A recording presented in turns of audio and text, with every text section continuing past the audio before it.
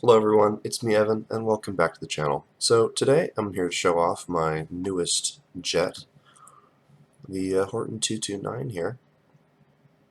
I spent quite a bit of time on this, and I think it looks quite nice. The cockpit's a little simple, but I wanted to keep it relatively low brick. 700 bricks flat. Let's take off here. The engine input is X.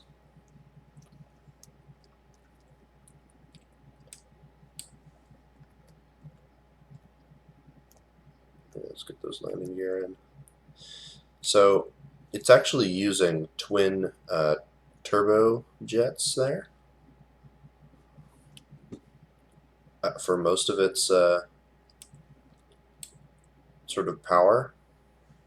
And of course in gear 3 we actually get thrusters involved because there's actually RPM sensors on the engine itself that will detect engine speed, and then actually at high RPM will send inputs to a set of thrusters inside that help to just eke up the top speed a little bit. It's not very fast though. Like overall, it's pretty slow, but it has very good sustained speed in turns compared to its top speed. So its top speed's like, you can see, like 330, not very fast. But if I just continue to turn, you can see that our speed here is not actually really dipping below 200 at any point, which is very useful for just that endless turn.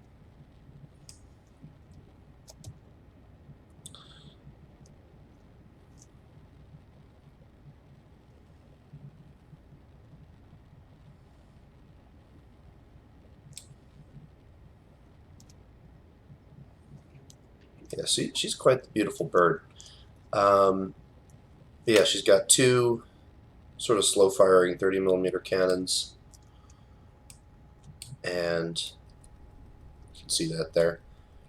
With the way these air brakes work at high speed, or at least near the max speed, you actually have super good nose authority. Like, you can just aim with your mouse and it usually works just fine, which makes it quite good for attacking certain ground units. Now, if it's an AA, it'll probably give you some trouble, and you might be better off with a normal jet. But yeah, it's just super, super easy to aim. But your roll is your biggest weakness, of course, because they're not only is the roll slow, but when you roll, it also yaws you. I have a sensor system that tries to accommodate that, but it really does struggle. So yeah, and the fact that the ailerons have to pull double duty to also be elevators means that there's sort of a limited amount of potential. Now, one thing you can do to offset this, if you're, for instance, in a tight dogfight, you can actually elevate your flaps. They go up to 20 degrees, and so you can actually stay in a turn and roll, which is quite useful. So yeah, and then of course the flaps also, I should note, go all the way down to their furthest position, where they cause quite a bit of drag.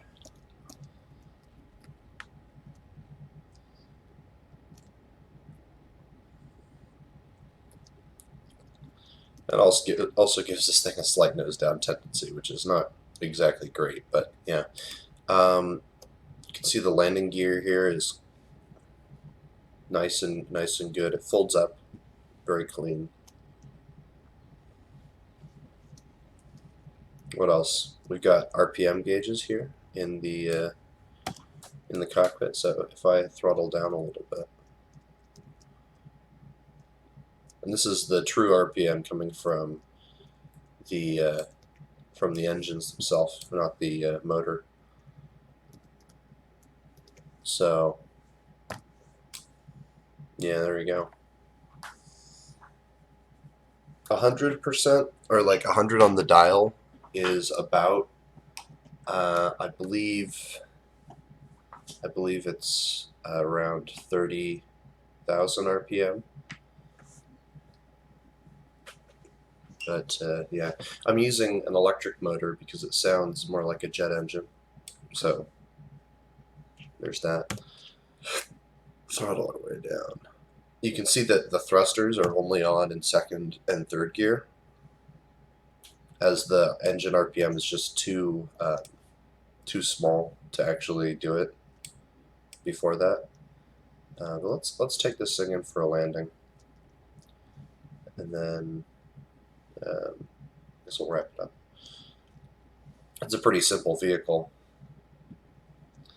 You have W and S, or sorry, A and D are your roll. You can use W and S for pitch, as well as mouse up and down. Your yaw is mouse left and mouse right, but it's also controlled partially by a sensor system. So for instance, if I yaw a lot, you can see how on the opposite side it kind of pushes out that little bit. It's because there's an automatic yaw control system that sort of limits how much yaw the aircraft does just randomly.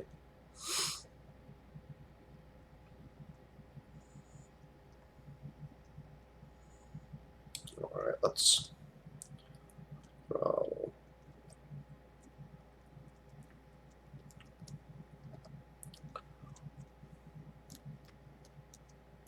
Get our flaps out, or not our flaps out, but our, there we are.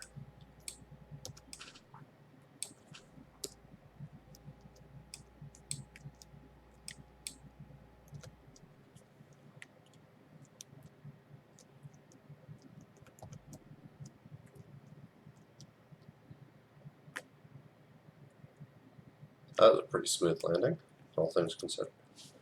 But yeah, so that's our thing, and she's a beautiful bird. She's a little hard to fly, especially in a proper dogfight, but if you figure out how to get her working, then you can get some serious stuff done. You can kind of see the sensor systems back here, and I can actually go over those maybe in another video, but yeah, so that's the Horten. I should probably show you the turbines, because they're pretty cool.